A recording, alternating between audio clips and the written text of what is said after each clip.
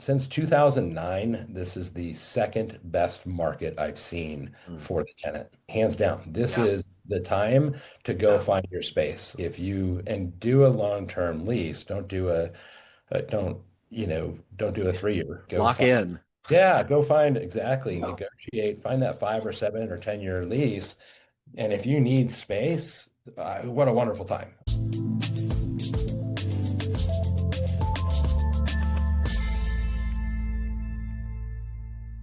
Welcome back, friends. This is Caleb David with David Commercial Real Estate and Keller Williams Premier Realty, and we're here on the Commercial Real Estate Unfiltered podcast. Today, I've got a couple of guys on the show that I'm really excited to talk about the Colorado market on the residential and commercial side.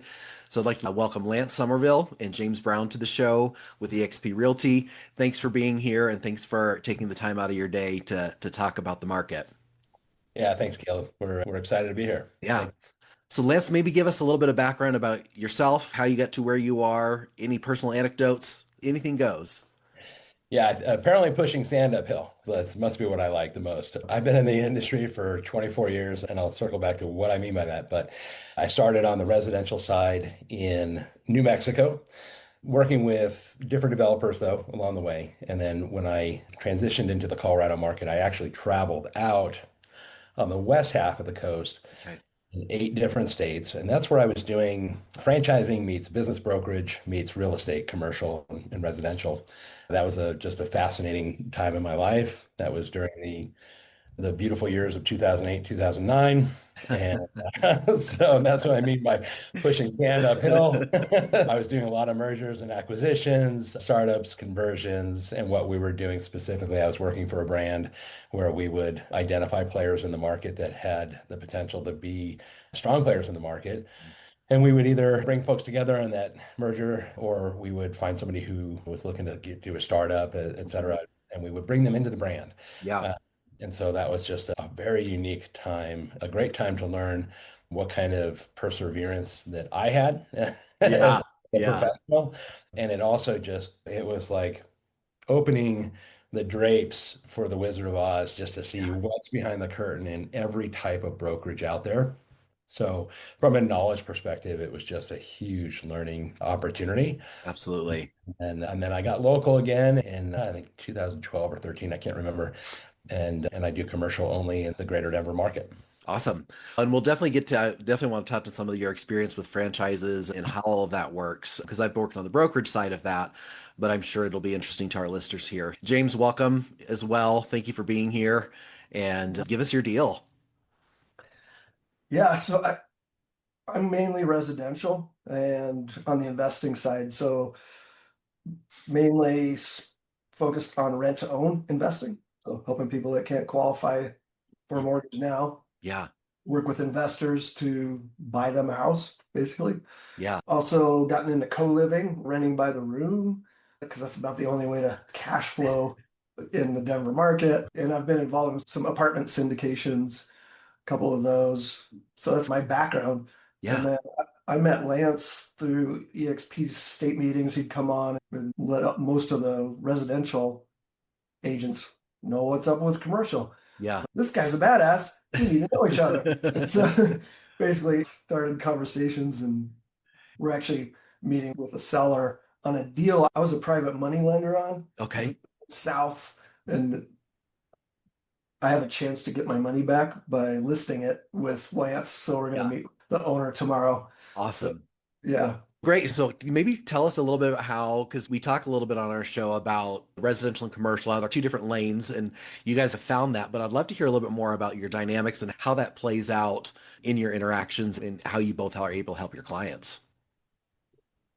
Good question. I don't, Lance, this is a new Yeah, relationship yeah. figuring out. Great. Yeah, to answer that very specifically, is oftentimes there are on the residential side a lot of brokers that really don't know what to do with the property or how it's going to comp out, or maybe they don't have the right marketing material or portal or whatever it might be. There's a myriad of situations there, and being able to come alongside somebody and partner up on a deal, it could be a learning opportunity for someone who isn't aware of all the things that asset type could be used for, or whatever it might be, right? But being able to say, hey, look, that's okay. We have the strengths together. We'll partner together. You've got the relationship. I have the knowledge set for this property. Let's come in together and work Yeah. side by side and do it. And it's not always like that, right? James is smart enough because he's got that investing background and a Right. totally different backdrop. Sometimes there's folks that serve better as that conduit of they want to come along for the learning opportunity, but it's really structured more like a referral, and that's fine Right. too. Yeah. So, yeah. Yeah, Yeah. and I've seen it both. I've done it both ways as well. I know very few commercial brokers are open to working with residential agents. So obviously you guys have a dynamic and expertise that, and at least the James, your background in investing and lending and that sort of thing, more than just a regular agent would be. But what would each of you say to a residential agent that's looking to get into commercial? I know the opportunities to shadow somebody or learn from someone, especially outside of your company, is very rare. It's something that I do, but very few brokers do it. But what are some of the things, James, that maybe drew you to the commercial side? And then Lance, on your end, what was it that you saw in James that you were like, he's got it? Yeah, I know what or I don't know what I don't know. So Yeah. that's okay. If I'm getting in a commercial, I'd rather just refer this out or co-list Yeah. and if I can learn along the way, great. But I don't plan on going full on into commercial and want to learn the whole business. Maybe some do, but for Yeah. me, I'm going to stay in my lane. Sure. Let Lance do his thing and yeah, be there to support me. So Yeah.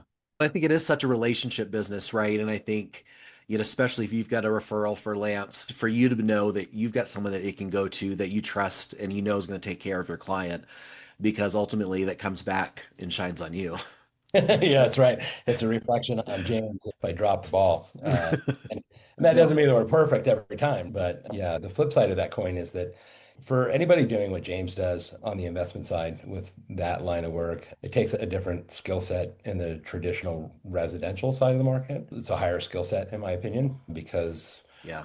these are deals that are structured a lot like commercial. And so that to me, it just tells me, okay, that's that first litmus test. It's okay, he's dialed in that way, so we're good to go. Yeah. There's other agents that I do work with. So you're right. Not every broker wants to, every commercial broker will want to work with a residential agent. And I think that it's probably more common than not. There's a lot of sort of that, I call it like the eating in prison syndrome. They're like blocking their plate and guarding their shoulder and just looking over Yeah. their back. But they're not really sharing, right? Yeah. Um, The poverty mindset. yeah, it is. There's sharing and then there's sharing, right? Yeah. Or so it's like different approaches. So for me, I'm a huge fan of, look, I'm open book. I've learned this the hard way. I can tell you what I would do differently, but I don't regret the way I did it. And I'm fine and I'm more than happy to share with people on the way if they want to partner on some level. We have to work out that partnership on what that level is starting out. I've had some agents that'll come in and they're like, they want the lion's share because they think they've got the deal, and it's no, it doesn't work that Right. way. That's not, There's a lot more to this. yeah, that's not how we're doing it, and that's okay. Yeah. So I think just being open-minded, but I think it's a nice feeling to be able to mentor or give back and Yeah. help out. I think that comes back to us in droves in terms of Yeah. the opportunities. I do the vast majority of my business, book of business by referral Yeah. to the point where it's 90%. And quite frankly, I've learned that if I work with 5 or 10 different agents, whether they're commercial or residential, as long as they have the aptitude for what we're doing, then I can be in 5 or 10 different places at once. Yeah. And that's phenomenal, you know? Absolutely. Um, I think it's small-minded for our people in the commercial real estate industry to be so protective of those things. And I think that's something that is really encouraging to hear, because I have that same stance as you, and that I want to help people. And really, you're multiplying yourself. But I think what you talked about was something that the next question I was going to look for. It's that word aptitude, right? We're not asking someone to have all of the knowledge, but to have that humility and the ability to ask questions, and then also to be fair on what those splits look like, right? But I also see this as an opportunity for someone in commercial real estate that's looking to build their team. If someone is looking to make that transition from residential to commercial, gosh, what better way to do that? And you get to know each other, right? And so for me, as I look to build my team, I think that's one of the ways I look at it, is it actually an opportunity. Yeah, instead of being the one that's looking at that other agent, you're probably going to fail. I mean, I can't tell you how many people Yeah. had really funny responses to me when I was like, no, I'm going to go do this. Yeah. And it was almost like there was a back office pool and they're setting their failure marks, right? Yeah. Well, and I And then, think it's how we position ourselves in how we deal with people, period. I think sets a standard. Like, for example, I got a call today from a student at Cornell University, and my professor told me that I need to focus on the Colorado Springs market. I need to talk to a commercial broker. And I was like, all right, great. Hey, what's going on? He was, oh my gosh, you're willing to talk to me? And I was like, yeah, why wouldn't I? He goes, so many people in your market have hung up the phone while I tried to talk to them.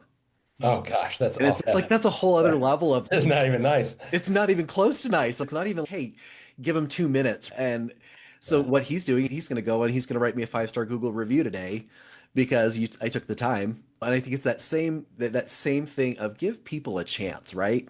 And when people show you who they are, believe them.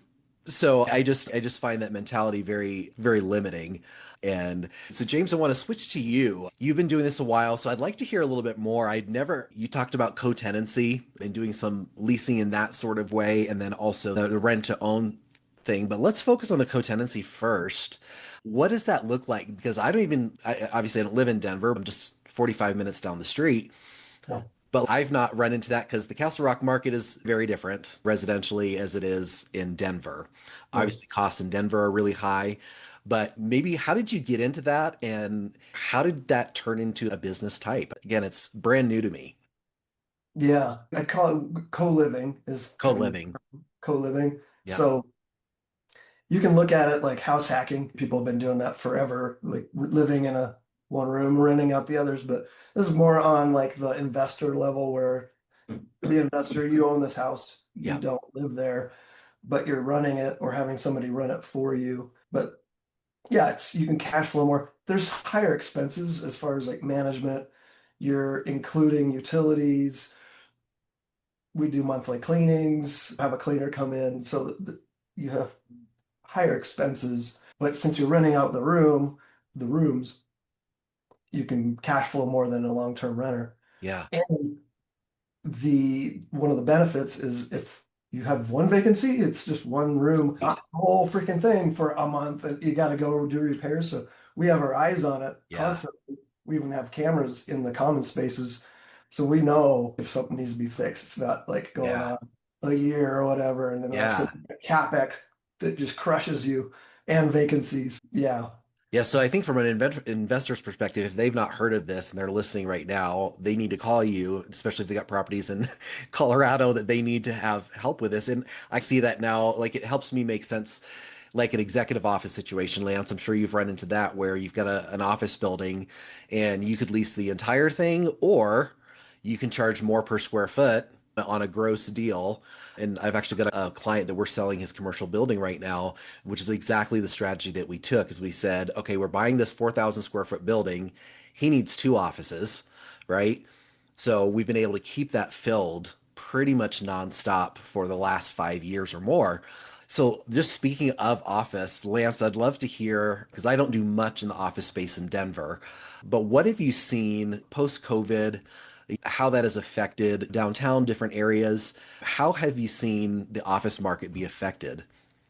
The central business district in Denver is probably, I think you could argue that it's 30% occupied Wow. and as much as 70% vacant, just based on some of the studies that are being done now.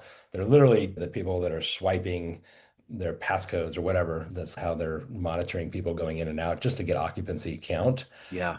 The central business district and the greater Denver area are they're challenged right now in terms of that office space and that in the south, the suburban areas aren't crushing it, but they're certainly a little more insulated Yeah. and better protected. So I will say what I've noticed is if you're somebody who needs space and Mhm. you don't have a workaround, right? You have to occupy space. Since 2009, this is the second best market I've seen Mm. for the tenant. Hands down. This Yeah. is the time to go Yeah. find your space. If you and do a long-term lease, don't do a 3 year. Go Lock find in. yeah, go find exactly, yeah, negotiate, find that 5 or 7 or 10 year lease. And if you need space, what a wonderful time. A lot of buildings, are willing to do the whole rent abatement thing. They're the TI dollars that they'll be able to throw at for improving the space. I've seen we did go at 3,000 square feet free on a Yeah. space with TI money and free rent. There's a lot of deals to be Yeah. had. Now, if you're in certain buildings, they may say, no, we're not going to put any money into it because they don't have the capital, Right. right? And you have to Right. really scratch your head and be like, oh, what are we doing here? I would be careful of the leasing. I would make sure to look at what is the fine print on what's the fine print on if the occupancy load changes in the building, how does that impact my pro rata share of either Right. triple net or CAM expenses? Because Yeah. you've probably seen that. You Yep. read the fine print in the lease, you're like, what does that mean? That means if that building keeps vacating, if people keep leaving, you're going to be on the hook for quite a Yeah. bit of expenses. And so you've got to be really cognizant of that in this market. But I think there's ways to control that Yeah. if you're cognizant of it and still get really good deals. Or some of these spaces that have just come out of I don't mean babble on here, but there's the deals where they're just out of receivership Yep. and they're on that run up. They're going to fill it up. Those are some great opportunities, man. I'm Yeah. talking like $1.17 a square foot, where everyone else is $2.30 a square foot per month, not per annum. But Yeah. so yeah, so Well, that's some really good opportunities. Now, yeah, if you're representing a landlord, it's a little bit tougher. set expectations, Yeah, know, exactly. right? Understand absorption rates and be Yeah. able to articulate that back to the landlord so Yeah. that the landlord knows like it's going to be a minute. Yeah, absolutely. And I think it's a great point is like reading the fine print. I think a lot of people get really excited about these little flashy, here's a special that's going on or this much free rent and but you've got to make sure you've got the right team around you, the right broker, the right attorney, the right everybody. So there you have a full picture, your eyes are wide open before you walk in. And we were able to do a deal, and this is pretty rare in the Colorado Springs market right now, but negotiated a deal for one of our clients that it was like a 5,000 square foot space. They only needed like 3,000. And the owner's like, we went back and forth. I actually used to do the leasing on that property. So I knew where the landlord was at. And being able to just take the time and be like, all right, we're going to get you this much for your rent. We're going to get you this much TI. And you get this whole 5,000 square feet for the first 18 months at no cost, no triple net, period. And so we made sure that even though they were going to occupy it and use it, that they didn't have to pay for it right away as they're scaling their business. And I think that's one of the ways. And like you said, some landlords aren't going to do it. They don't have the capital. So every situation is very unique and different.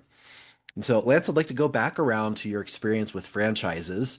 Like I said, I've done some work with franchises, and there's some that are great to work with and some that are just a pain. I've done a lot of work with State Farm's on a franchise, one of those national names.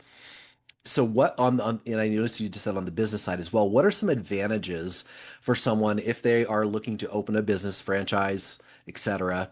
How would you talk them through what to look for from the franchise end all the way to the real estate?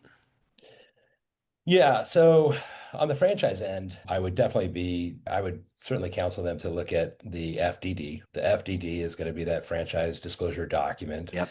required by the Secretary of State, of which a lot of people don't realize you can get a copy from the Secretary of State. You don't have to get it from the franchisor. So you can start to do your due diligence and you're going to want to look at what kind of lawsuits have they been in. That's going to be an important section. What are the royalty fees? Is there any step-up basis in that regard? What are the territorial right situations? Is there anything that's been grandfathered? So are there any legacy franchisees that don't have to adhere to that? Is there something that you have to grow market share wise within that business model that is going to require you to scale to a certain size within a number of years? So those are some key factors to look at, as well as obviously then what are those ongoing support systems that the franchisor offers? And then, of course, picking up the phone and cold calling other franchisees in the network. Yeah. Don't don't just get paired with somebody from the franchisor's head office that might be on good terms. Do some homework outside of it And then on the real estate, what are some of those hard requirements? Are they offering any capital that they can assist you with? Do they have, if they're not offering capital, are there loan type programs that they can offer that maybe they have access to capital that you wouldn't have otherwise that they might be able to assist you with? Yeah. So those are some things that I would consider on the real estate side. If you're in it to win it with a franchisor and you're a new franchisee, it's probably not a short-term gig. Let's say it's at least a 10-year contract.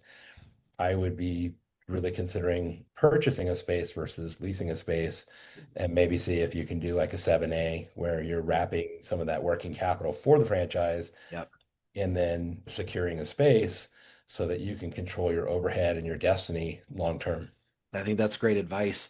And I've also found some franchises that I've worked with, they have their own in-house architectural group. They've got their designers, all of that. So sometimes that's a big amount for someone that's just getting into it to do on their own. If they've never owned or leased commercial real estate before, to have some of those supports, I think would be very helpful to the in the right situation, like you said. Yeah, yeah. And some of them have in-house real estate folks, Yeah. but one of the things I would ask, is it mandatory to use them? Do I Mm, have to use that person? Because if they're sitting in Iowa yeah.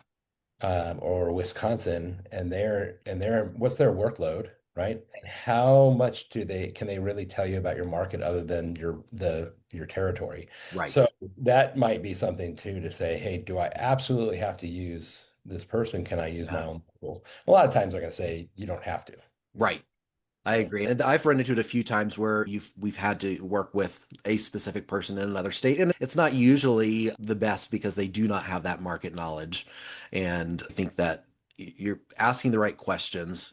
I tell my team that all the time is listen for what people aren't saying, not just what they are saying to you. And I also love that calling the other that's funny. franchisors to get here's what's really going on. Yeah, I like the what are they not saying? Yeah. Absolutely. You guys do some saying, you've got your own podcast. So, James, I'd love to hear from you a little bit about your guys' podcast so that people can go follow you there. Talk a little bit about that before we wrap up and see if there's anything else we want to cover before we sign off. Cool. Yeah. My show's called This Month in Real Estate Investing, and we cover everything residential, commercial, stuff in the US, overseas, the whole gamut of news, real estate investing news. And so it's a panel of three guests and myself, and we just dive into how does this news affect us as Mm. investors. Yeah. It's real dynamic too, just like this, just off the cuff. Yeah. What if you know something about a situation, you can jump in. Otherwise, Yeah. I don't know. We do a Well, lot of speculating too, so it's fun. sure. Yeah. No, and I think too, it helps break down just the headlines, right? It takes it down to here's how it really affects us. And then understanding that can also have a trickle down effect, I would imagine. How long have you had the podcast? 2 years now. Yeah. Okay, that's Yeah. awesome. Yeah. Looks like we're gonna do an in-person because normally they're just on StreamYard, Zoom, basically. Yeah, We're doing in-person in Vegas we always do a year-end wrap-up with 6 or 8 guests. yeah, So we're gonna do one live and turn it into more of a meet and greet mastermind awesome. thing as well. So yeah, I'm looking Where forward can to it. people find out more about that meet and greet? Just go to this month in Perfect. realestatinvesting.com and yeah, we'll post that when we get it all figured out. Awesome. Yeah. Very cool. Yeah. Anything else you guys have to share that's a kind of burning on your mind that you feel like would be helpful for our listeners? No, I was just gonna bring up, yeah, go. we were talking about partnering and stuff. Trust is huge. Like when you're doing referrals, whether you're in it. So I had a thing recently where there was a land deal, and I was like, yeah, it's not really my zone. So I referred it out to somebody that ended up dropping the ball, Mm, which made me look bad. yeah, I ended up taking it over, so I'm going to go ahead and just run with it. But I'm like, yeah, it made me look bad. I'm like, I'm going to be more hesitant in referring out. yeah. Yeah.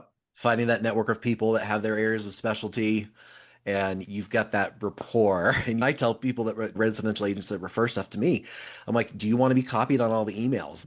I need to have accountability for every referral and treat it like it was my own. And just like you said, Lance, earlier, at least 90% of my business is referral, and reputation matters. Yeah. Yeah. I'm not perfect. Sure. I do try every day. And I want to be as perfect as possible so that I'm a good reflection on somebody else. Yeah, Yeah. absolutely. Yeah. No reason to be a bonehead. Yeah. Thank you guys for your time today. I know it's short and sweet, but hopefully people will now be introduced to you, your podcast, and vice versa. We will get this episode out when we are ready. We're taking a bit of a hiatus on releasing for a few months, but just so grateful to connect with people within my market as well. Yeah. To be able to know and lean on and know that we've got here and whatever we can do to support each other. I know that we'll do that. You all, thanks for listening. We'll make sure that you know how to contact them in the show notes, and hope you guys have a great rest of your day. Thanks, Caleb. Thanks for having us. If today's episode gave you valuable commercial real estate insights, subscribe, rate, and share it. Connect with me and the David Commercial Real Estate team through the show notes. Remember, real estate is more than buildings. It's about building community. See you next time.